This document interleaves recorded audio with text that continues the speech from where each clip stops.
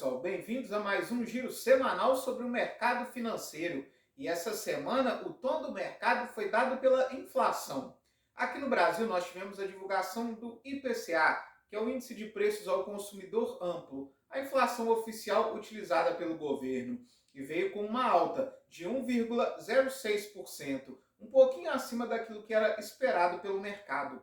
Mas o que de fato assustou foi que o núcleo da inflação está mais disseminado, com quase todos os setores apresentando alta, mostrando que a inflação ainda é um problema persistente. Para tentar frear a inflação, o governo federal anunciou uma série de medidas em relação à alíquota de imposto de importação de alguns produtos. Foram zerados produtos de alimentação, como carnes de boi, de frango, além da farinha de trigo, biscoitos e bolachas, e produtos de padaria e pastelaria. Além disso, o imposto sobre a importação de vergalhões de aço, ele também foi reduzido para tentar diminuir a inflação na construção civil. E também foi zerado o imposto de importação sobre insumos para fertilizantes. Porém, no início da semana, a Petrobras anunciou um aumento de 8,87% no preço do diesel, algo que impacta diretamente a nossa inflação. Isso causou uma série de reações, principalmente do governo federal. O presidente Jair Bolsonaro já vinha declarando desde a semana passada que o lucro da Petrobras era um estupro e que a empresa precisava cumprir o seu compromisso social com o Brasil. E, em desdobramento de tudo isso, houve a demissão do ministro de Minas e Energia, o general Bento Albuquerque. Ele dá lugar ao economista Pedro Seixida, que até então era assessor no Ministério da Economia. Aliás, uma de suas primeiras ações foi entregar um ofício ao ministro Paulo Guedes pedindo um estudo sobre a viabilidade da privatização da Petrobras. Além disso, esse novo aumento aí trouxe de volta à tona rumores de uma possível greve dos caminhoneiros, que a gente sabe que em 2018 trouxe um impacto muito forte no cenário econômico brasileiro.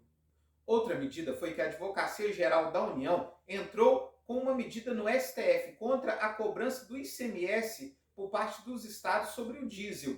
Lembrando que nos 4 primeiros meses desse ano, o ICMS sobre petróleo, combustíveis e lubrificantes bateu recorde de arrecadação pelos estados, arrecadando mais de 34 milhões de reais só nos 4 primeiros meses desse ano. Essa ação que a AGU entrou no STF, ela visa garantir a mudança da cobrança do ICMS sobre o diesel, numa lei complementar que já foi aprovada pelo Congresso Nacional, mas que ainda não foi colocada em prática pelos estados.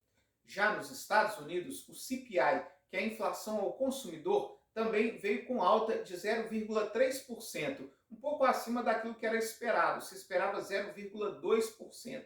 Mas o que mais preocupou por lá também foi que o núcleo da inflação também veio forte, mostrando uma aceleração e uma disseminação da inflação na economia. Já o PPI, que é a inflação ao produtor dos Estados Unidos, ela veio em linha com aquilo que era esperado, uma alta de 0,5%.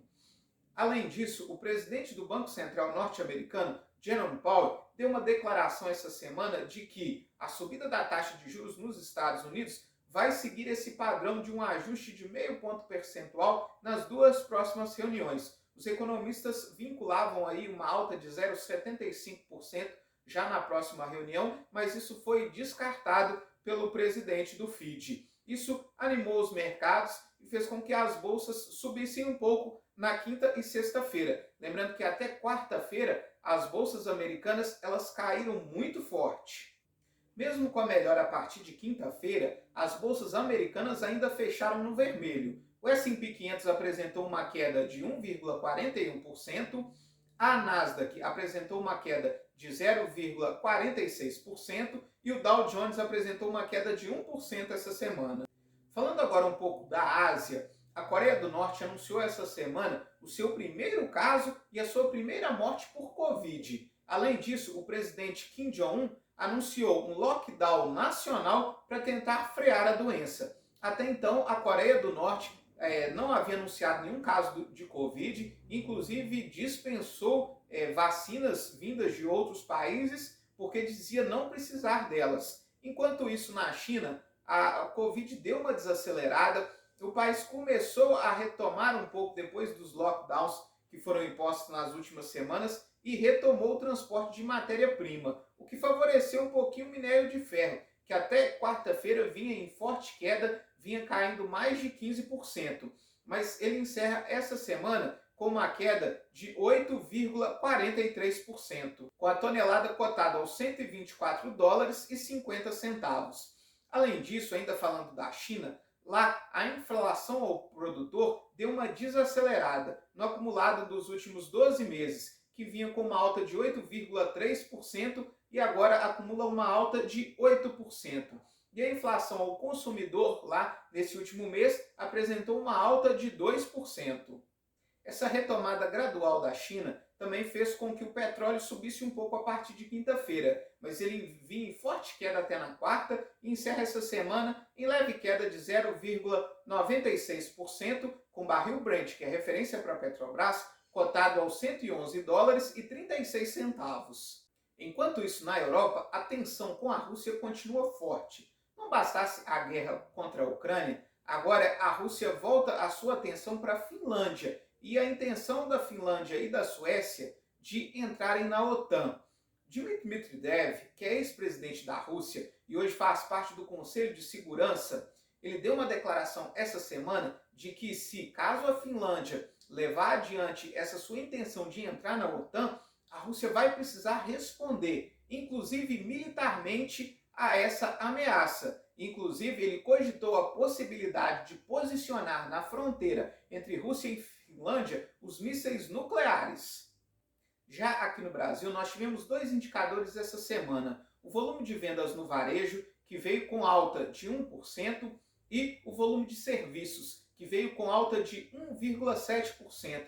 Todos os dois acima daquilo que era esperado e mostrando que o país está retomando a economia, principalmente nesses setores que foram muito afetados durante a pandemia e agora com o relaxamento das medidas de distanciamento social voltam a crescer e a impulsionar nossos indicadores econômicos. O nosso Ibovespa fecha essa semana com uma alta de 1,7%, descolado das bolsas internacionais. Ele foi ajudado principalmente pelos resultados dos grandes bancos aqui do Brasil. Santander, Banco do Brasil e Itaú relataram lucro acima daquilo que era esperado e o setor financeiro impulsionou nossa bolsa de valores essa semana. Enquanto isso, o dólar fechou praticamente estável com uma queda de 0,33%, cotado aos R$ 5,06, depois de oscilar bastante ao longo dessa semana. Já na Europa, a bolsa fechou em alta. O Stoxx 600 encerra essa semana com uma alta de 1,4%. Nós tivemos ainda essa semana a divulgação da ata do Copom, que veio em tom mais brando, mas ainda apresentando preocupações em relação à inflação e não descartando novas altas de juros. Isso fez com que o DI para janeiro de 23, que tenta refletir a Selic do final do ano, tivesse uma alta de 0,13%. Encerra essa semana cotado aos 13,48%. A carteira de títulos públicos também teve desempenho positivo essa semana. Os pré-fixados tiveram uma alta de 0,21%. Já o IMA geral, ele teve uma alta de 0,33% essa semana. Além disso, o ministro Paulo Guedes deu uma declaração essa semana de que apoia uma mini-reforma tributária que implementaria a cobrança de tributos sobre lucros e dividendos em 10% e, em contrapartida, iria reduzir o imposto de renda e a CSL sobre as empresas de 34% para 30% e também possibilitaria o refis, que é o refinanciamento de débitos tributários para pequenas e médias empresas. Para a semana que vem aqui no Brasil, nós temos a divulgação do nosso IPC-BR, que é considerado uma prévia do PIB. Lá na zona do euro, nós vamos ter a divulgação do PIB e a decisão sobre taxa de juros, mas que ainda não deve trazer uma alta, mas deve dar pistas de quando essa alta deve acontecer. A gente segue de olho também na tensão instalada na Europa, nesse confronto da Rússia com a OTAN, que agora envolve também Finlândia e Suécia, e quais vão ser os desdobramentos. E aqui no Brasil, a gente fica de olho na capitalização da Eletrobras, e qual vai ser a posição do novo ministro de Minas e Energia em relação a isso. Lembrando que o TCU marcou para essa semana a reunião que pode dar o aval a essa capitalização, mas o prazo está muito em cima, levando em consideração que nós estamos em um ano eleitoral e que provavelmente, se isso não for aprovado essa semana, a privatização da Eletrobras pode não sair ainda esse ano. Muito obrigado e até a próxima semana.